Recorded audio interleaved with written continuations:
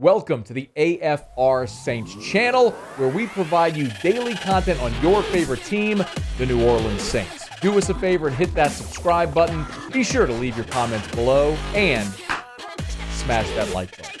Who dat? The Saints season, for all intents and purposes, is now over. I don't come at that to just sound overtly negative. There's just a realism that has to surround this team at this point that hasn't been there for quite some time, which is you're 3-7 through 10 games. You have 7 games to go. To even approach 500, to match your record of a year ago, you'd have to go 5-2 in your remaining 7. It's just not realistic to think that this team is going to be able to string together that type of run to be able to win 5 of the next 7, in particular when you have to play at the Niners, at the Bucs in consecutive weeks. You have to play at the Browns, at the Eagles in consecutive weeks, and then you have 3 division games with a bye mixed in as well.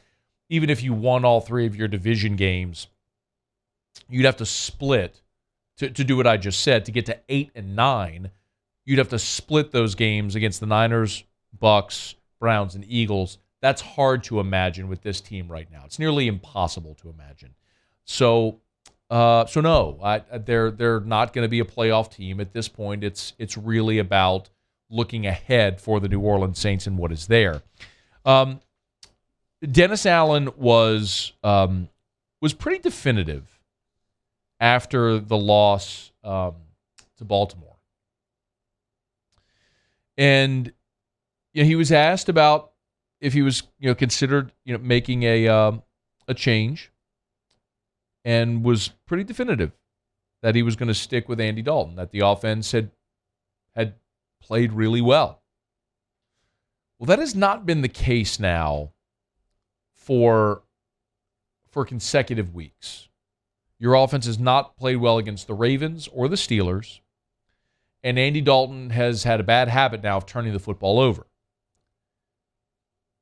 And if your offense isn't moving the ball and your quarterback's turning it over, and we know Andy Dalton is not the future of this organization, I'm going to say again now what I've said all along, is you have to find out if Jameis Winston could be that guy. And listen, a lot of you right now, I'm going to stop you right now, because a lot of you right now are rolling your eyes, and you're saying Jameis stinks, and we know he stinks, and when he plays, he stunk. And I know that's what you're saying right now. I know there's a lot of you that feel that way. And in time, you may be proven right. And I want to be clear about something else. I am not sitting here now, nor have I ever argued that Jameis Winston is definitively the answer or the future. What I have said all along is he could be. There's a scenario that makes sense.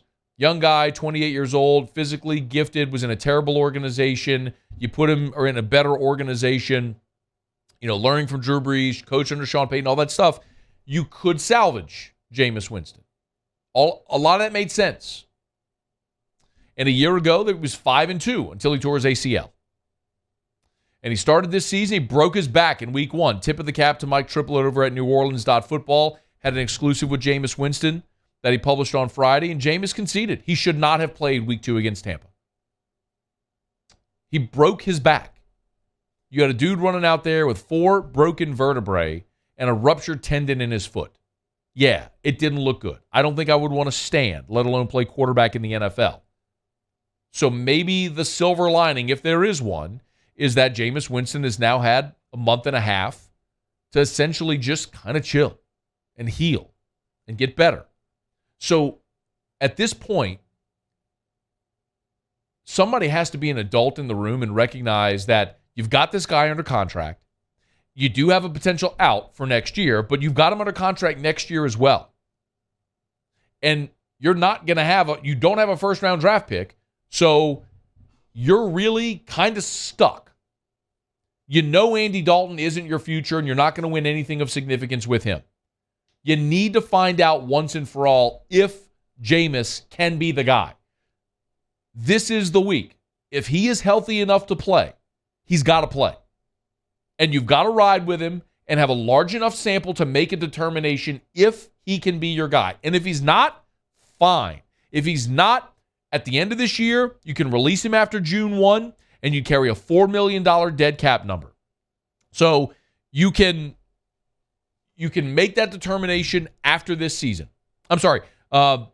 You'd carry a $2.8 million dead cap number if you released him after June 1. You'd have no cap savings if you released him before June 1st.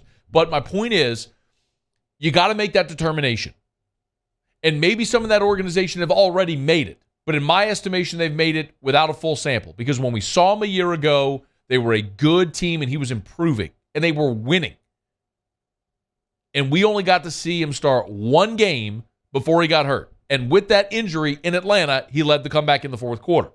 Now, I'm not sitting here telling you again that he is definitively going to be a guy that's going to wow us all. He may go out and revert to Jameis, who turns the ball over, and he may stink. But for once and for all, you have got to make that determination and then move on. And if nothing else, even if internally the Saints have already made that decision on Jameis Winston, and maybe they have, maybe Allen, Loomis, etc., they've all made the decision he's not going to be the guy, and after this year, they're going to go another route. And if they made that decision, fine. That's their decision to make, and you live with it, and ultimately they have to live professionally with those results. They're going to be judged by their record and their resume. But even if you've made that decision, you owe it to this team to try something else when the guy you're playing stinks. If the guy you're playing stinks, play somebody else. That's the nature of the NFL. You can make roster moves. You can sign new guys. You can play other guys. You have a practice squad. You got to play the other guy. Otherwise, you lose the entire team. Look at Carolina. They had Darnold and they had Mayfield. And they let these guys go battle it out. And Mayfield won the job. And you know what? He still stunk. And after they fired Matt Rule, what did they do? They played the best guy, which was Walker. Okay. They had a guy that was actually a competent NFL quarterback. Now, he's hurt, but you played the other guy. So, immediately, Jameis needs to play, and he needs to play the rest of the season.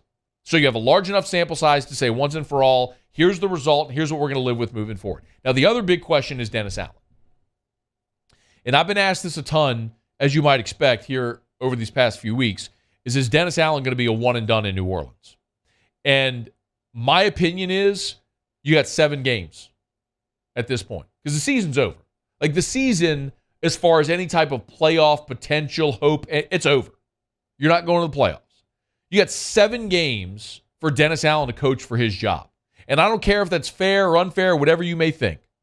But this is a guy now who's got 7 games to prove if he can be a competent NFL head coach. Because as of right now, you can only be judged by your record, and he was terrible in Las Vegas or in Oakland with the Raiders.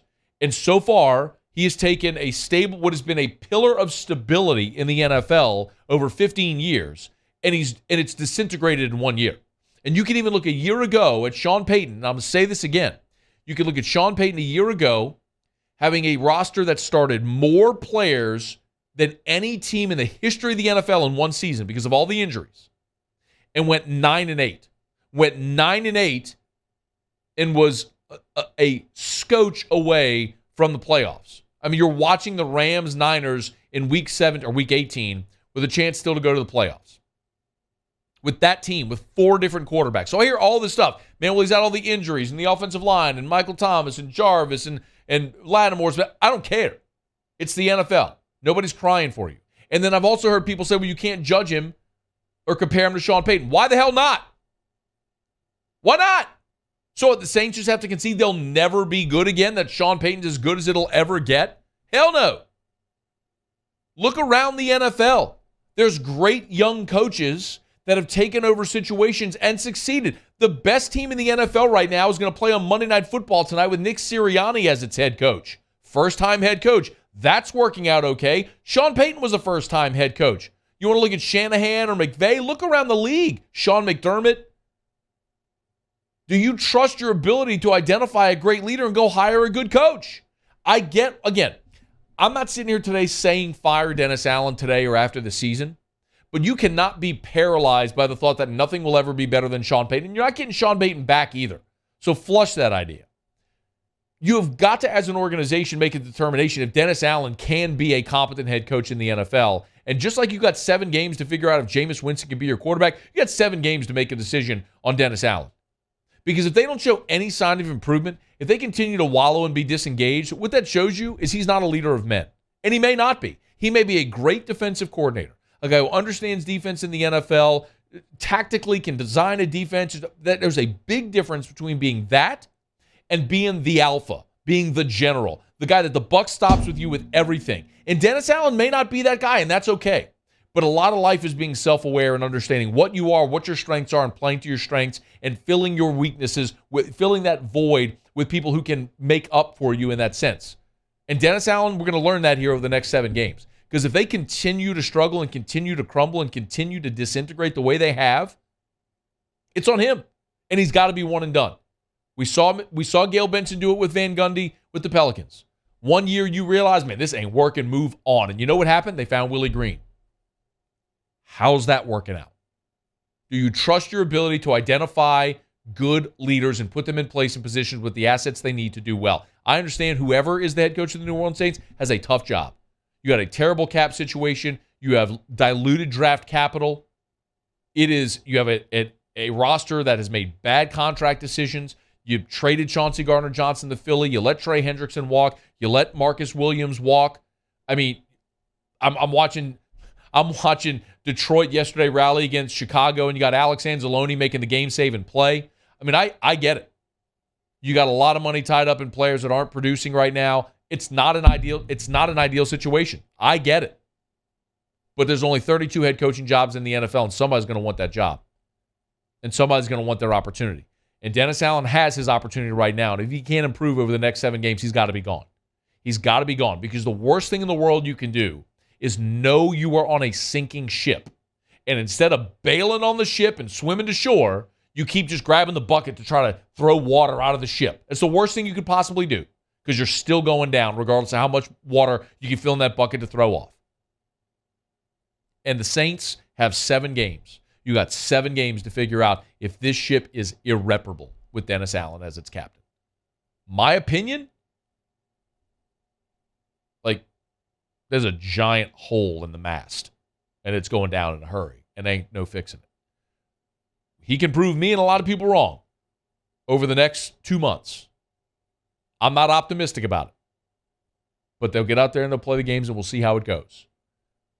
But for Jameis Winston and Dennis Allen, and for the overall future of this organization, the leaders in the organization have got to be definitive and make serious decisions about the quarterback and the head coach, and they got to do it in 7 games.